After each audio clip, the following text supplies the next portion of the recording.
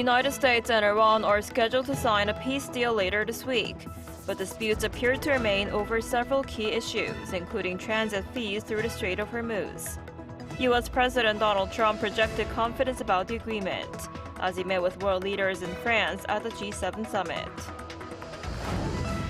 Oil prices plunged to a 3-month low amid hopes that the U.S. Iran peace deal could end the energy supply crisis. Stock markets on Wall Street also rallied, with the Dow rising by about 1% at market close to hit a record high. President Lee met with Pope Leo for the first time at the Vatican and invited the Pope to Seoul for a major Catholic camp event in 2027. During their closed-door meeting, he is also believed to have asked the pontiff to visit North Korea. Hello and thanks for joining us on Arirang News. We begin today with the latest on the peace deal between the United States and Iran. Details of the MOU that's going to be signed on Friday have not yet been released, but both sides are already showing some splits over some details. Our Kim Bo-kyung starts us off. U.S. President Donald Trump has said a preliminary deal to end the war with Iran has already been signed and suggested that the details of the agreement are set to be published pretty soon. Such remarks came while he was speaking on Monday alongside French President Emmanuel Macron ahead of this week's G7 meeting in France. I'm very happy to say it's signed, the deal's all signed. This is a very powerful document, and I want it to be released, so probably pretty soon. I would say sometime after Friday. Though Trump says the agreement has been reached, differences between the two sides are already emerging. One point both sides agree on is that once the MOU is signed, the Strait of Hormuz will reopen and the U.S. blockade will be lifted. The key question is whether commercial vessels will once again be able to pass through the Strait of Hormuz freely without paying additional fees. While Trump said there would be no transit fees, Iran's semi-official Fars news agency reported that Iran's right to collect transit fees in the Strait of Hormuz had been recognized. Another differing point, even within the U.S., is when the strait will be fully reopened. Trump said it will open on Friday. It's signed, the deal's all signed, and the strait is already partially opened, as you know, but it's essentially ships are starting to go out now. On Friday, it'll be completely opened. A senior U.S. official, however, reportedly said in a briefing that though maritime traffic would increase substantially, a return to normal operations within 2 weeks is unlikely. The U.S. and Iran also seem to have some differences regarding the release of frozen Iranian assets. While Iran maintains that some of its frozen assets should be released immediately upon the signing of the MOU, the U.S. has made it clear that it cannot release frozen assets simply upon the signing, as any release of frozen assets and sanctions relief must be linked to the scope and implementation of Iran's nuclear disarmament commitments. Kim Bo-kyung, Arirang News. Ukrainian President Volodymyr Zelenskyy said Monday that he had invited Russian President Vladimir Putin to discuss ending the war either at the G7 summit in France or in the United States. Zelenskyy said that a proposal for Putin to meet at the G7 summit had been submitted to the leaders of the U.S., France, and Russia, but there had been no clear answer from Moscow. Later on the same day, Zelenskyy said he had spoken to U.S. President Donald Trump and suggested holding a meeting in the U.S. in a format that would make it difficult for Putin to reject. He also said that the international community should increase pressure on Russia if Putin refuses to attend talks. Earlier in June, Putin said he saw no need to meet with Zelenskyy. Meanwhile, global markets surged and oil prices plunged on Monday after the United States and Iran reached a deal to extend their ceasefire and reopen the Strait of Hormuz. Investors cheered the prospect of easing Middle East tensions, sending major U.S. stock indexes higher for a third straight session, while crude prices fell to a 3-month low. Our Lee Seung-jae has more. Global markets rallied on Monday, and oil prices fell sharply after the United States and Iran reached an agreement to extend their ceasefire and reopen the Strait of Hormuz, a critical route for global oil shipments. Investors welcomed the development as a sign that tensions in the Middle East may be easing, raising hopes for greater stability in energy markets and lower inflation pressures worldwide. On Monday, all three major U.S. stock indexes advanced for a third straight session. The S&P 500 climbed 1.7%, while the Dow Jones Industrial Average gained 468 points, or 0.9%. The Nasdaq Composite jumped 3.1%, led by strong gains in semiconductor shares. The Philadelphia Semiconductor Index also continued to hit record highs as investors poured into chip makers on optimism surrounding artificial intelligence and improving geopolitical conditions. Oil prices moved in the opposite direction. Crude futures fell more than 4% on Monday as traders responded to the ceasefire agreement and the prospect of uninterrupted oil flows through the Strait of Hormuz. Brent crude for August delivery settled at $83.20 a barrel, down 4.9% from the previous session. Meanwhile, West Texas Intermediate crude for July delivery closed at $80.75 a barrel, a decline of 4.8%. Both benchmarks recorded their lowest closing levels since March, when tensions involving Iran first began escalating. The market reaction followed reports that U.S. President Donald Trump, Vice President J.D. Vance, and Iranian Parliament Speaker Mohammad Bagher Ghalibaf had electronically signed a memorandum of understanding, formally endorsing the ceasefire. Lee Seung-jae, Arirang News. The reopening of the Strait of Hormuz may have been announced, but the effects of the conflict between the U.S. and Iran on global energy markets are far from over. Our correspondent Park Gun-woo spoke with a senior official at the International Energy Agency about the road ahead and its implications for South Korea. The normalization of global energy markets could still take many months. That's according to Tim Gould, Chief Energy Economist at the International Energy Agency, speaking following the declaration of an end to hostilities between the U.S. and Iran. If you just look at the sailing times from the Middle East to markets around the world, I mean, to get to Korea takes the best part of 3 or 4 weeks. So in our view, it will take many, many months to get back to somewhere close to where we were prior to the conflict. Gould also warned that energy markets may never fully return to their pre-conflict state.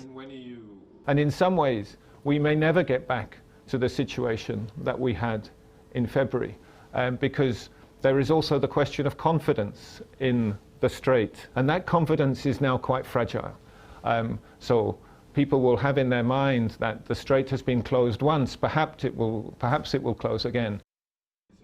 That comes as fuel importing countries are likely to reassess their energy security strategies, following months of disruptions to global oil and gas flows.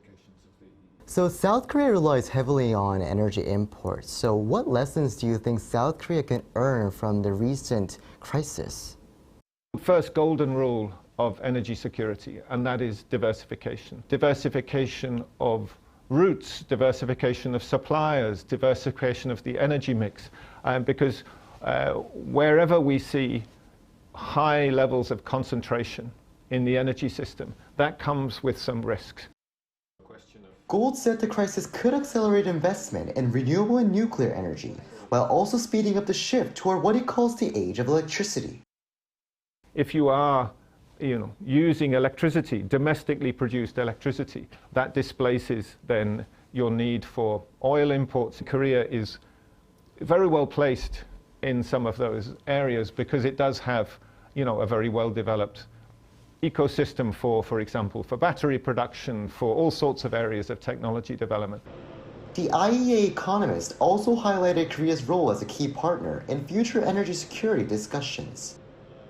As we move on from this crisis, there will be a lot of discussions about how countries can safeguard their energy security interests in this new environment that we are in. And we are looking to Korea as a leader in some of those initiatives. He added that the Middle East conflict could reshape how countries view energy security and energy transitions, saying the world is entering a new era of energy discussions. Park Gun-woo, Arirang News, Paris. Korea's export prices rose for an 11th straight month in May, driven by strong global demand for memory chips and non-ferrous metals, linked to growing investment in artificial intelligence. According to the Bank of Korea on Tuesday, the export price index climbed 0.3% from April to 188.58. While the monthly increase slowed, export prices were nearly 47% higher than a year earlier. Meanwhile, import prices fell 0.3% for a second consecutive month, as lower international oil prices reduced the cost of imported mining products, coal, and petroleum goods.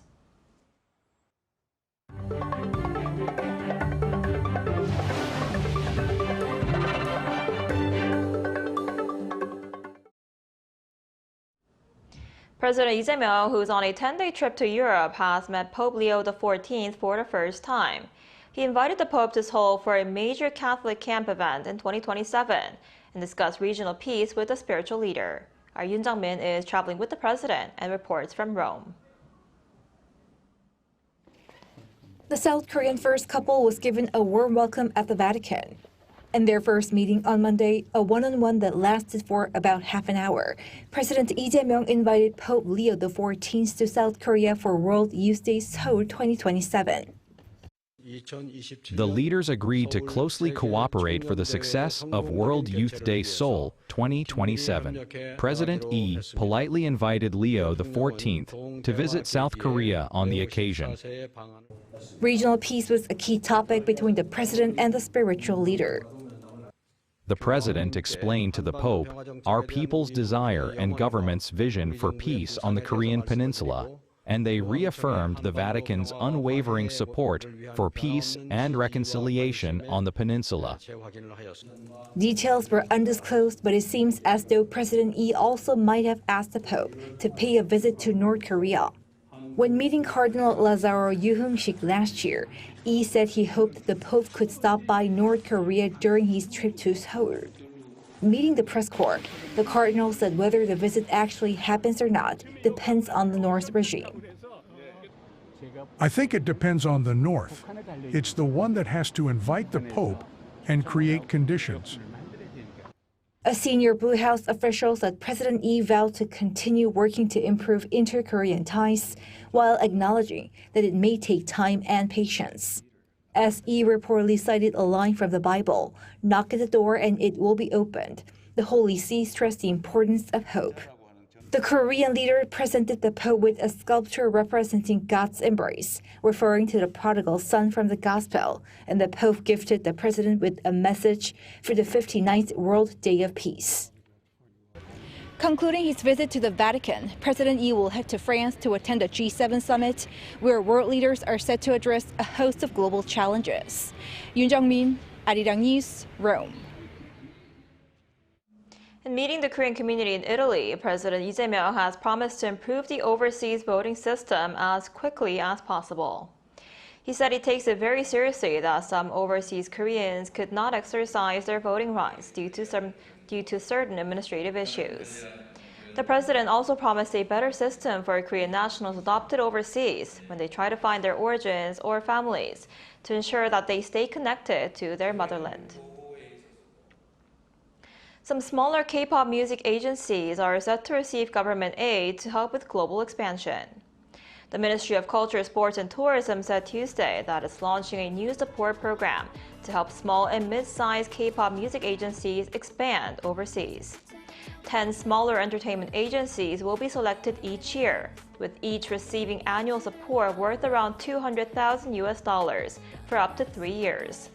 The first beneficiaries of the support are K-pop groups Risen, Psychers, Tunex, Kira's, Can't Be Blue, A2 Major, AT2 Major, Big Ocean, U-Sphere, EXIN, and A-Turn. Each agency can choose how the grants are spent as long as the funds are used for overseas expansion. The South Korean national football team has completed its first full squad training session since arriving in Guadalajara, Mexico. Led by head coach Hong Myung-bo, South Korea trained on Monday, 3 days ahead of its second Group A match at the 2026 FIFA World Cup against Mexico. Midfielder Pejunho and defender Kim Tae-hyun, both recovering from injuries, rejoined team training, allowing all 26 players to take part in a full session together for the first time since the squad arrived in Mexico. Pae has suffered an ankle injury during a friendly against Trinidad and Tobago in May, while Kim injured ligaments in his left ankle during training 2 days before Korea's victory over Czechia. The world was stunned in 2016 when Google's AlphaGo defeated Isidore, one of the world's top Go players, in a historic match that signaled a major breakthrough in artificial intelligence. 10 years on, two of South Korea's greatest Go players are reflecting on what AI means for the future of humanity and competition. They both stress that human judgment matters more than ever. Our Kim So-young has the details. Go Grandmaster Lee Chang-ho and Lee Se-dol, two legends who defined Korean Go, took to the stage for a discussion on what humans can still do in the age of artificial intelligence. Lee Se-dol, who faced AlphaGo in a historic match nearly 10 years ago and now teaches at Ulsan National Institute of Science and Technology, said the key is not simply using AI, but knowing how to work with it. Using AI is very easy, but making good use of it is not as easy as it sounds. So I think we need to learn how to truly work with it. The two also reflected on how AlphaGo transformed professional Go and how that shift is pushing people in other fields to rethink what they once took for granted. They said future generations will need skills such as creativity, persistence, and the ability to ask better questions. Rather than simply memorizing answers quickly, they emphasized the importance of forming questions worth asking and staying deeply engaged with them. I think students should keep their curiosity alive and continue exploring what they don't understand. And when they really need help, they can turn to AI for guidance. Go was one of the first fields to feel the impact of AI. And now, two of the Go's greatest figures are reminding us that even in the AI-driven world, human judgment, curiosity, and creativity still have a role that cannot be replaced. Kim So-young, Arirang News.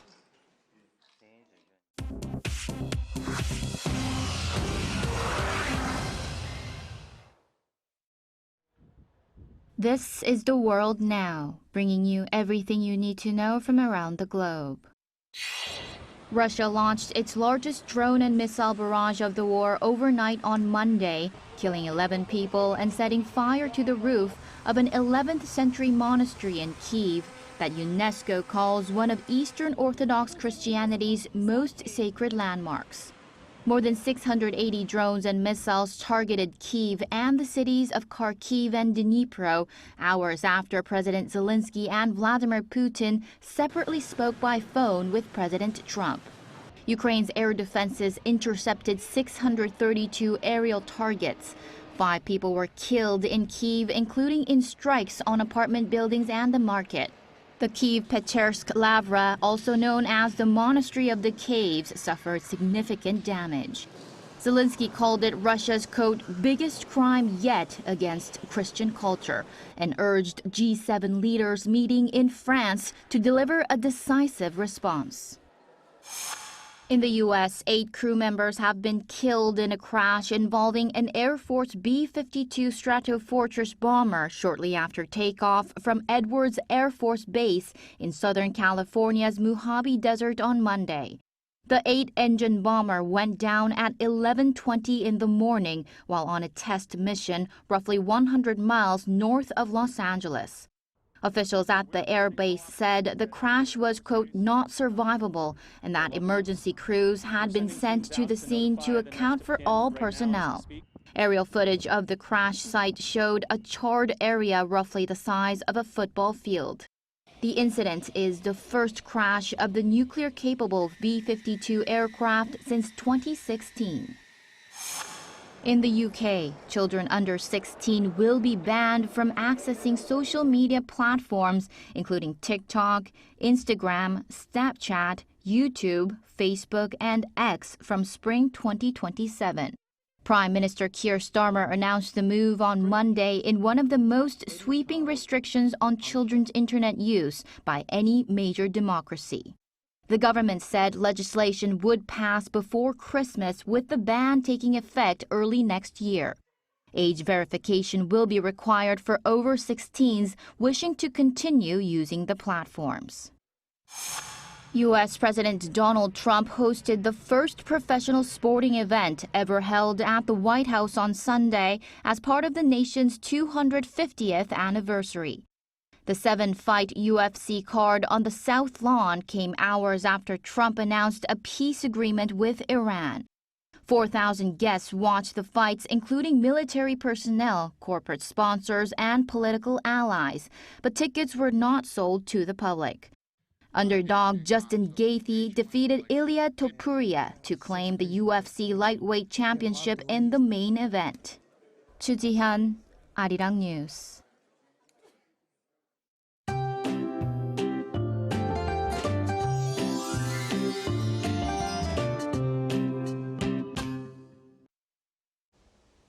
Yesterday, many regions, including here in Seoul, saw their highest temperatures of the year so far. The heat continues to build across Korea, and Seoul could see a new record this afternoon. And strong sunshine will add to the heat today. UV levels are expected to reach very high in many parts of Korea this afternoon. So if you're heading outdoors, be sure to protect yourself from the sun with a hat, umbrella, and sunglasses. Then there is a chance of passing rain in Gyeonggi-do province and mountainous areas of Gangwon-do and Jeollado provinces with 5 to 20 millimeters in the forecast. Lastly, checking on today's highs, Seoul will be getting up to 33 degrees Celsius. Daejeon and Gwangju both will be topping out at 32 degrees. The heat will remain firmly in place through the week, so take extra precautions against heat-related illnesses and stay hydrated. That's all we have for today's noon edition of Arirang News. Thank you for watching. We'll be back at 5 p.m. Korea time. Stay tuned.